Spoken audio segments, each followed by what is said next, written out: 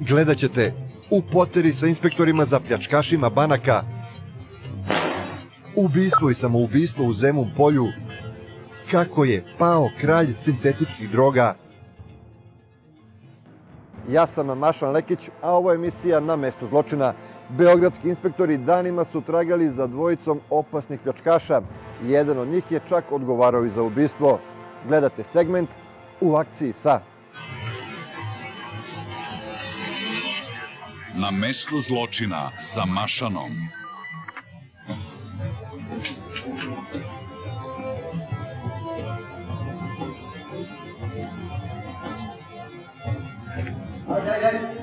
Uzbuno u policijskoj upravi Beograd, inspektori hitno kreću u akciju.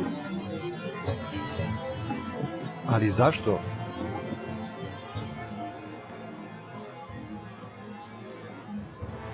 Mesec dana ranije, u ekspozituri jedne banke u Beogradu, odvija se naizgled običan radni dan. Međutim, u jednom trenutku pojavljuje se maskiran i naoružan muškarac.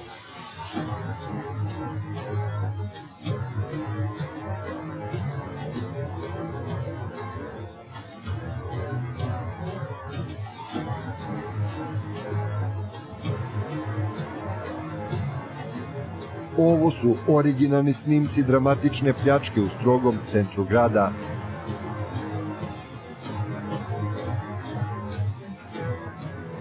Na sreću, svi su pribrani.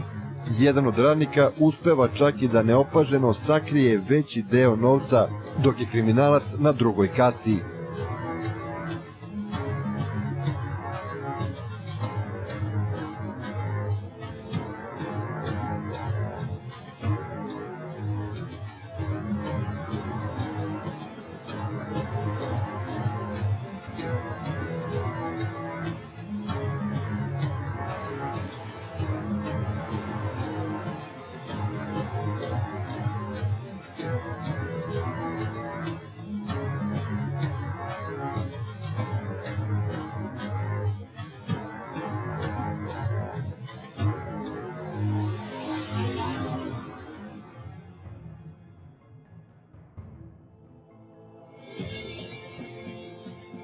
Snimke ove pljačke naravno detaljno pregledaju i inspektori drugog odeljenja Beogradske policije.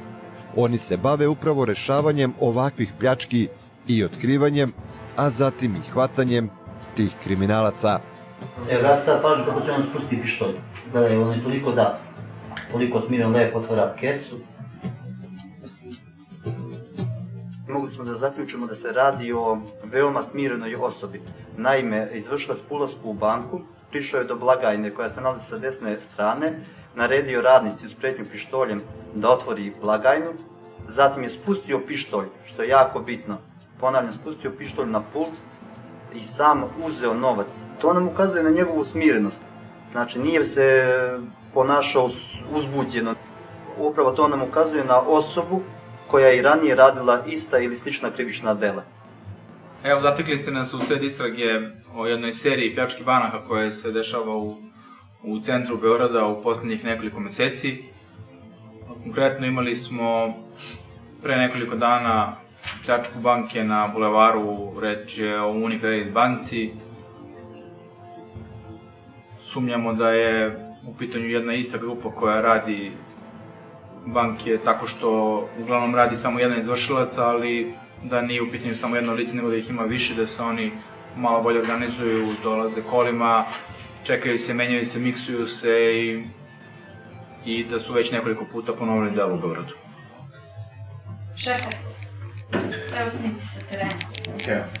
Mlada istražiteljka donela je nove snimke sa sigurnosnih kamera koji su pomogli policiji. Dobro je to što je centar grada i što ima baš puno kamera, lica koja jesu iskusna i koja sve to obilaze i sve kamere su pratili i na samim delima se vidi da su oni tačno znali gde su koje kamere, bežali su od tih snimaka i ostalo, ali ipak postojale su kamere koje oni nisu znali, jer su postojale kamere fizičkih lica, ne samo pravnih lica u centru grada, gde smo mi na nekoliko kamera uspeli da napravimo celokupnu konstrukciju mi smo sve to uspeli da iz nekoliko posebnih segmenta sklopimo u jedan i na taj način smo došli do identiteta ovih lica koji su to delo izvršili. Radi se o osobi koja je 2009. godine početkom aprila mjeseca izvršila i razbojništvo u Vojvođanskoj banci koja se nalazi na Novom Beogradu. Tom prilikom izvršilac pored novca koji je odnio iz banke odnio i pištolj od radnika obezbeđenja. Relativno skoro, ne posle mjesec dana po izvršenju razbojništva tim pištoljem, je izvršio i krivično delo teško ubistvo. Trenutno mi sad ne znamo gde se oni nalaze, još uvek ih tražimo da im uđemo u trag, ali nadam se da će to biti vrlo brzo rešeno. A onda, mjesec dana kasnije, nova pljačka.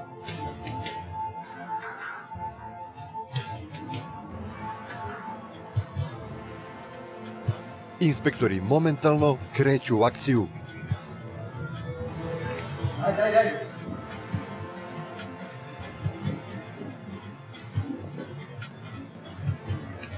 Evo, malo pre smo imali opljačkanu banku, sad idemo tamo na teren, mislimo da znamo ko su izvršili. Znači imamo ovu priču za banku, to je najverovatnije ona ekipa koju radimo, idemo kao da su oni, nek se ekipe raspodele tamo kao po dogovoru, ekipe za observaciju idu na određene lokacije, timovi za realizaciju ostaje iza, čekamo da ih uočimo i onda ćemo vidimo kada ćemo svečano. Primljeno. Ajmo polako ka Pančevu. Mi smo već raspodelili naše ekipe koje pokrivaju rutu koju mi pretpostavljamo da će oni ići i imamo 2-3 adrese na koje mislim da će možda doći. Mi smo sve to raspodelili na terenu, ima preko 50 ljudi. Sve smo pravce pokrili i sad očekujemo, to je kao sada smo raspravili jednu mrežu i očekujemo samo da oni upadnu, nadamo se da ćemo imati sreće u tom. Protiv njih su podnosili više krivičnih dela za teška krivična dela kao što su razbojništva, ubistvo, teške krađa vozila i slično. Polako fama ovdje. Jel se događa u akciji da vas snimi radar? Da, vrlo se često dešava da imamo zabeležene prekoračenje brzine na radaru, ali naravno, pošto je to opravdano, sve prilikom akcije, sve se to posle reguliše. Što nije slučaj, naravno, kada nas zaustave u privatnim vozilima, naravno uvijek platimo kaznu, kao i svi drugi građani. Ništa, evo imamo naše lice u vozilu, idu preko Pančevskog mosta ka Pančevu, očeli smo ih bojice, kreću se brzo. Dobro, okej, ajmo ekipe za observaciju, neka preuzmu to, a timovi za realizaciju da se pripreme za hapšenje. Ništa, postavit se ovdje posle ovog semafora, oni će nevjerojatno ovdje da prođu. Ajde samo požuri malo, požuri. Još što oni iza nas imamo potvrdu, stani ovdje, odmah posle semafora.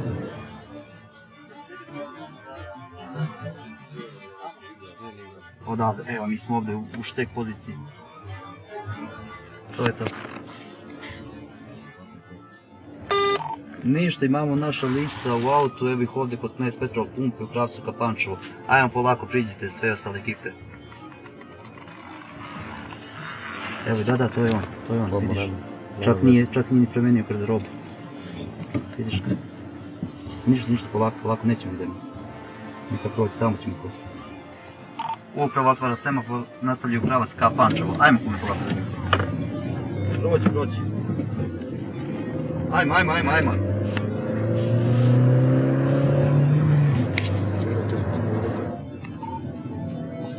Polako, ko vidi ovdje za kamiona, nemoj da mu se nabiješ, dok ne stigne ekipa za hapšenje. Idi za kamiona, malo napravi maske.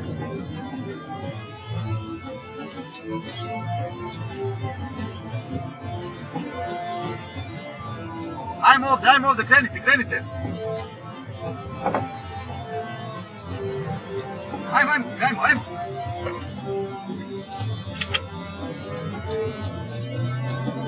Polako!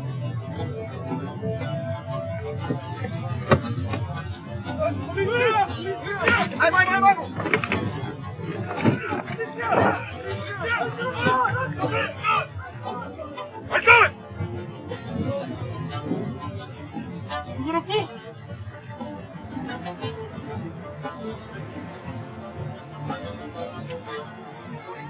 Realizovali.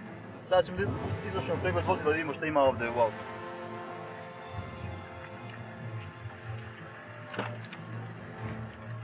Bravo, to je to.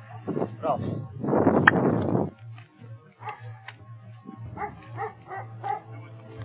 Kakav je osjećaj sad ovako?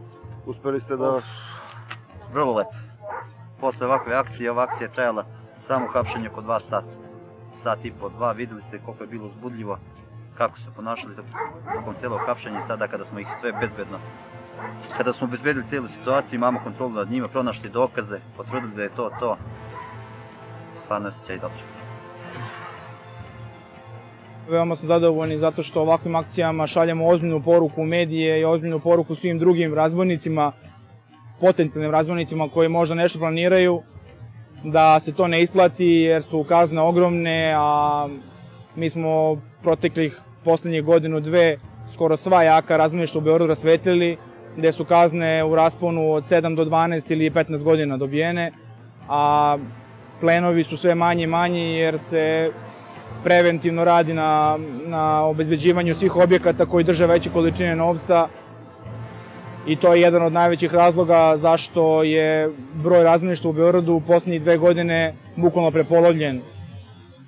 Tragedija u Zemun polju. Pre nekoliko dana saobraćajni policajac prvo je ubio jednu ženu, a zatim izvršio samoubistvo.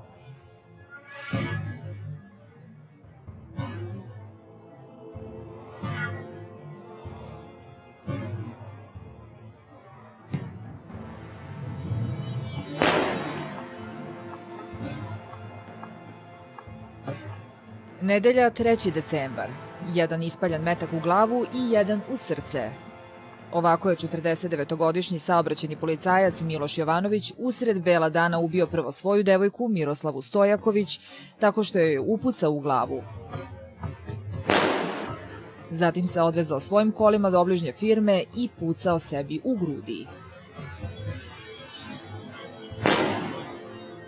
Krvava drama započela je u ulici Elija Fincija u Zemun polju u kojoj je nesrećna žena živela. Ta svađa je prema priči očevidaca počela negde oko podneva ispred Miroslavine kuće, kada je Miloš počeo nju da nagovara da uđe u kola. Ona je to odbijela, nije želela nikako da uđe u automobil. Tada se u tu njihovu svađu na neki način umešao jedan od komšija koji je pokušao da ih razdvoji. Tada je navodno Miloš odgurnuo tog komšiju i seo u kola. Kada je izašao ponovo, imao je pištolj u ruci i nastavljena je svađa. Tada je taj komšija krenuo ponovo da ih razdvaja i rekao nemojte ljudi to da radite. Međutim, kada je video pištolj, on se sklonio, pobegao je tu neki žbun, se sakrio i tada je Miloš pucao i pogodio direktno Miroslavu u glavu, dakle direktno u čelo i taj prvi metak je bio i presuda. Miloš je tada odjurio kolima do obližnje firme ispred koje je samo nekoliko trenutaka kasnije presudio i sebi. Ceo kraj vrlo brzo blokirao je veliki broj policajaca i krim tehničara koji su prikupljali tragove sa mesta zločina. Još uvek nisu poznati jasni motivi ubistva, ali svedočenja komšija ubijene žene ukazuju na to da se, nažalost, ovakav tragičan ishod mogao naslutiti. Prema priči komšija, njihova veza Miroslava i Miloša bila izuzetno burna i oni su se često svađali. Kako kažu komšije, čak su išli na sud, da je on ranije njoj pretio, da su se razdvajali često, pa ponovo bili zajedno, navodno kažem i na sudu da su bili, pa su se i posle toga mirili. I postoji ta jedna od verzija da su čak imali i neke neraščićene imovinske odnose, odnosno da su zajedno zidali tu kuću. Nasilnik je bio oženjen i otac 3 ženska deteta koja sa majkom žive u Pazovi, dok je ubica živeo u hotelu, kod drugova i kod ubijene Miroslave. Nažalost, za porodično nasilje čujemo tek kad bude prekasno, pa se postavlja pitanje zašto stvari odu predaleko.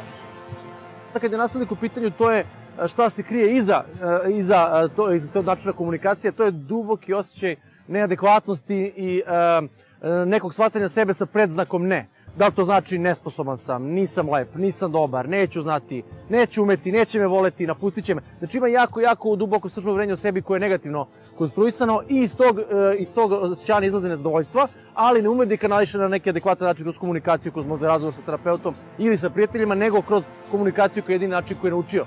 I zbog toga su nasilnici takvi kakvi jesu. Jedini pravi način da se iz nasilja izvađe da žrtva mora da prijavi nasilje. Kako god izgledalo teško, koliko god možda svi ovi slučajevi demorališu žrtve na određeni način, jer svaka pomisli evo ovo može i meni da se desi. Može, ali može da se desi ako ne prijavi. Preće se desiti ako ne prijavi. Nažalost, čak i da dođe do toga da žrtva prijavi nasilnika, u velikom broju slučajeva maltretirana osoba odustane u posljednjem trenutku od svedočenja. S obzirom na to da je žrtva ključni svedok, tužilaštvo ostaje vezanih ruku. Svi ovi krvoločni oblici nasilja su alarm koji upozorava na to da ova društvena bolest može biti iskorenjena jedino udruženim snagama žrtava i državnih institucija. U zajedničkoj akciji srpske i makedonske policije uhapšen je takozvani evropski kralj sintetičkih droga. Pretpostavlja se da je među klijentima imao čak i pripadnike ISIS-a. Doktor medicine i magistar hemije Milan Zarubica, čovek koji decenijama unazad proizvodi amfetamin, po treći put se našao iza rešetaka. Prva 2 puta narkotike je proizvodio u Srbiji i iz nje ih distribuirao, a sada je pao u Tetovu. Sumnja se da je više od 300 kg zaplenjenog amfetamina bilo namenjeno za crno tržište na Bliskom istoku, i to za vojnike Islamske države. Vrednost te zaplenjene droge je negde oko 5 miliona evra, ali bi njena ulična vrednost, dakle kad bude prodata, bila višestruko veća, jer Zarubica je osmislio jednu vrlo dobru formulu za te amfetamine koje on pravio, dakle jeftinije je produžio i dejstvo, ali su bili i mnogo jači. I tada je sa njim, pored njega, uhapšeno je još 7 osoba, dakle njegov stari saradnik, njegov sinovac i još 5 Makedonaca šiptarskog porekla. Inače, taj njegov stari saradnik, to je Milan Klać, koji je sa njim hapšen još i 2003. godine i bio je glavni čovek za tabletiranje i bio je jedan od najvećih stručnjaka za to kod nas.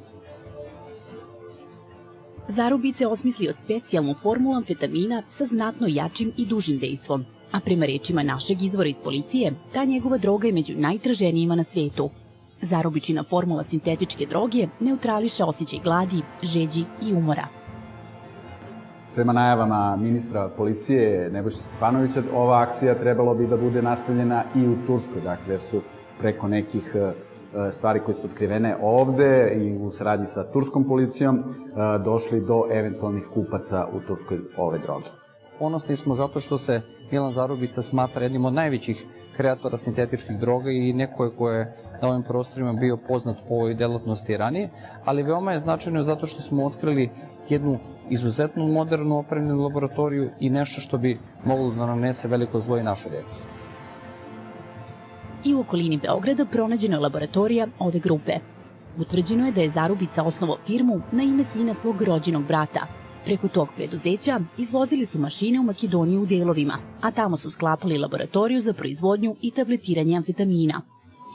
Zarubica je ovaj plan osmislio još 2014. godine i to dok je bio u zatvoru, dakle na izdržavanju zatvorske kazne, i stručnjaci kažu da je stvarno osmislio najjaču formulu za te amfetamine koji im produžavaju i dejstvo, ali i jačinu.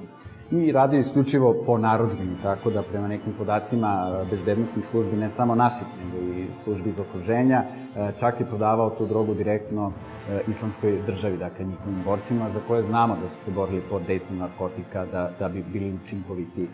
I zna se i da je Rusija, recimo, najveći proizvođač amfetamina, međutim, prema podacima bezbednostnih službi iz okruženja, Zarubičina laboratorija, odnosno Zarubica, je najproduktivniji i on je prodavao, odnosno proizvodio najviše ovog amfetamina. Zarubica je prvi put uhapšen februara 2003. godine. Tada je u njegovoj laboratoriji u Beogradu pronađeno blizu 200.000 tableta amfetamina, 96 kg ove supstance, kao i 450 kg elementarne žive. Odlukom specijalnog suda u martu 2005. godine Zarubica je osuđen na 12 godina zatvora. Godinu dana kasnije, tadašnji viši sud smanjuje tu presudu na 11 godina zatvora i sud tada nije prihvatio obrazloženje Zarubice da on stvari nije proizvodio drogu, nego je proizvodio lek za poboljšanje koncentracije, kako ga je on nazvao, Neksan. U toku je razmjena podataka sa Interpolom, kao i policijom Turske, kako bi se otkrili svi zarubični kupci amfetamina širom Evrope i Bliskog istoka. Utvrđeno je da je ovaj Beograđanin drogu prodavao bez posrednika, dakle direktnom pogodbom. kobna pljačka u Skoplju kada je ubijen jedan Srbin, krvavi obračuni u Novom Sadu, Beogradu i Novom Pazaru i velike akcije policije, između ostalog, obeležili su prethodnu nedelju.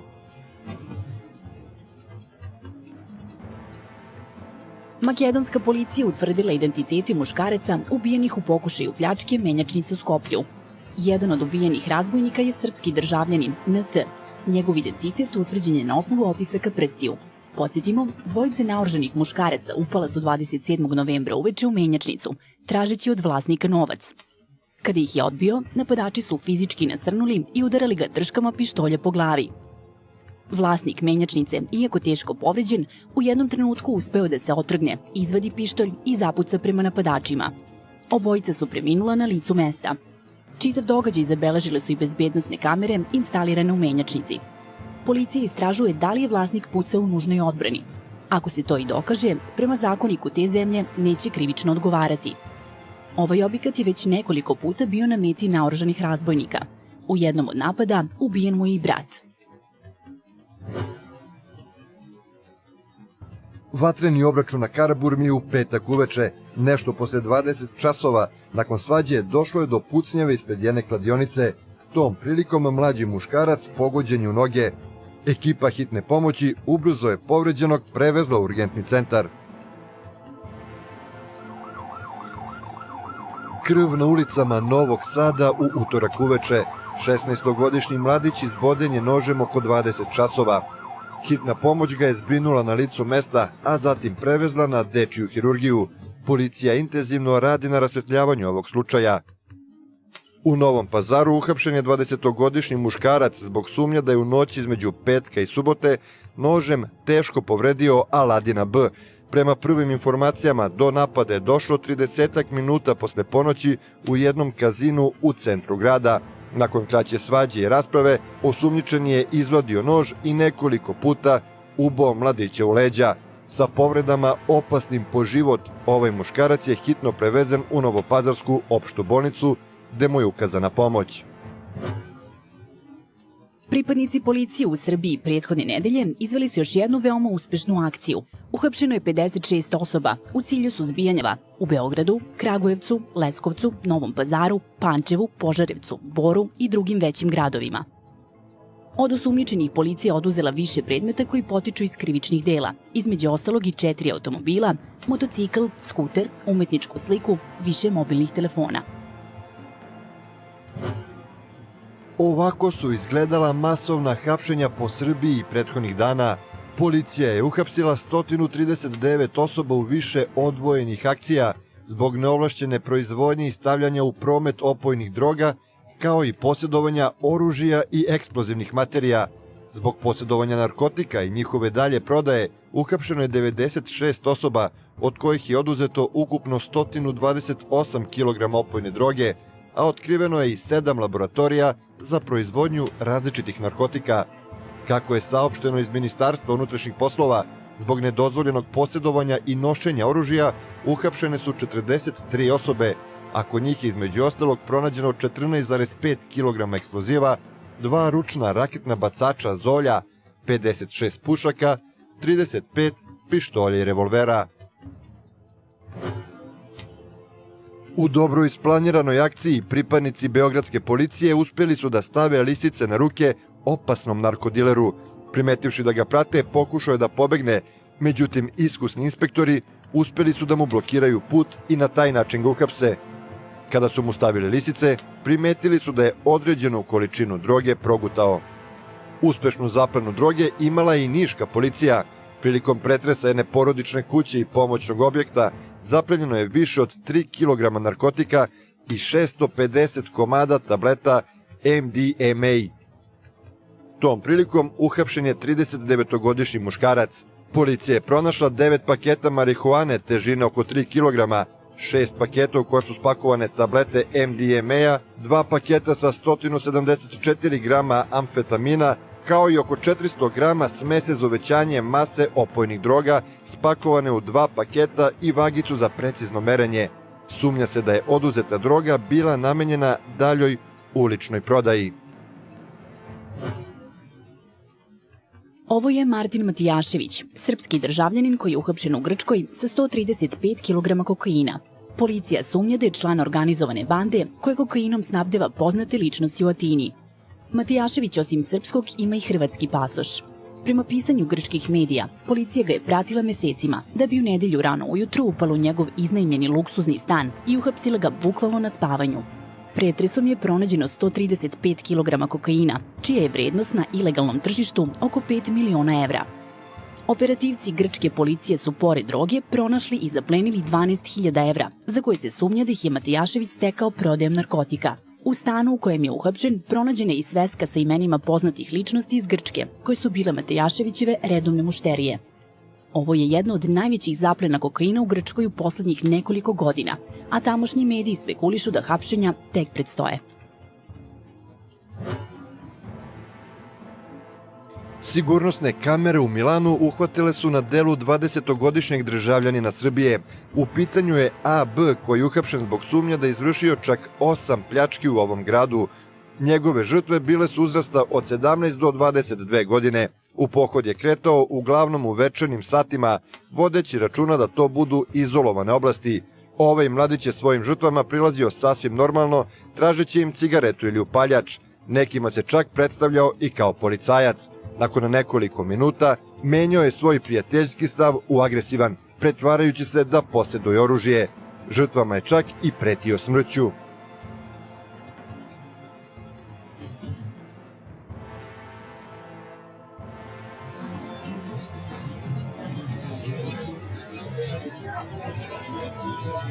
U nastavku, uhapšen osumnjičeni za napad na policajca koji je učestvovao u jednom realitiju.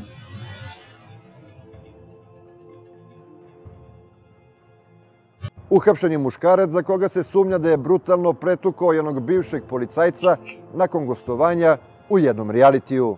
Znate kako je u čoporu, kad se neko hoće da dođe do vrha čopora, mora da se bije za sebe. Tako isto i na ulici, u kraju koje, šta znam, ako se ima neka ekipa, da uđete u ekipu, morate da uradite nešto da bi vas prihvatili.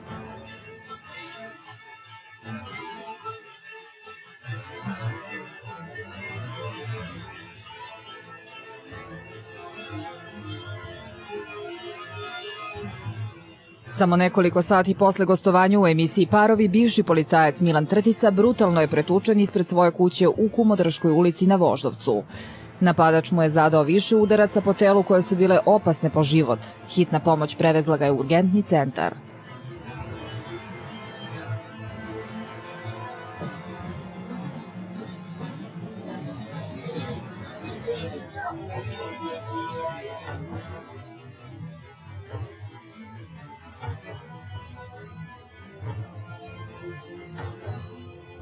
Dvadesetak dana nakon tog incidenta, policija je u munjevitoj akciji nasred ulice uhapsila 47-godišnjeg Dejana Popovića, poznatijeg kao Tigar.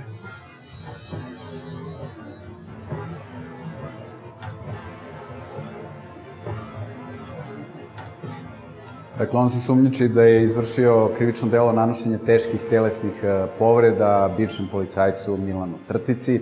Sad Trtica je navodno pre toga, zbog čega je i došlo do te tuče, do obračuna, u jednom realitiju izneo niz nekakvih tvrdnji o zemunskom klanu i o voždovačkom klanu i navodno je to bio povod za njegovo prebijanje. Trtica je tokom gostovanja na Happy-u govorio o brojnim kriminalcima i članovima klanova, kao i o korumpiranim policajcima, pa se verovalo da je neko iz tog miljeja odgovoran za napad.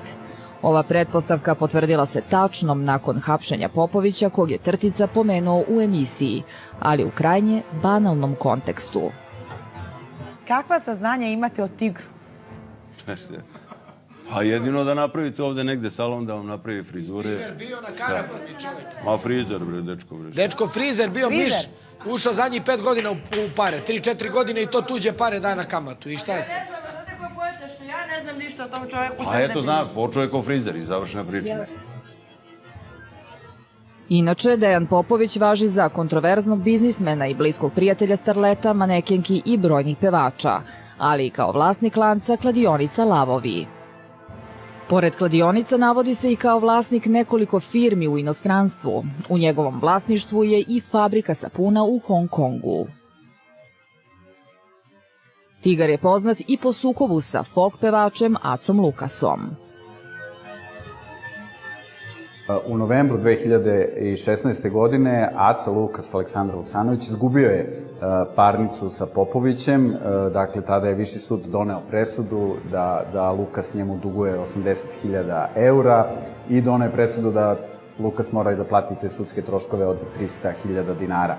I taj njihov sukob je nastao negde 2011. godine kada je navodno Aca Vuksanović pozajmio od Popovića 80.000 evra bez kamate i trebalo je to da mu vrati. Glavni uzrok cele priče je njegova prevara, znači prevario me za 80.000 eura za ogromnu svotu novca i jednostavno ja sam se obratio nadležnim institucijama, pokrenuo sam i krivičnu prijavu.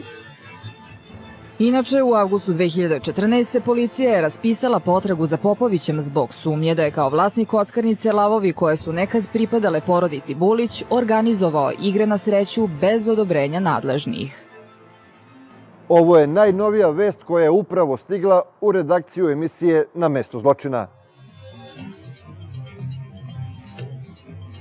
Pre samo 2 sata u Pančevu je na smrt izboden maloletni dečak.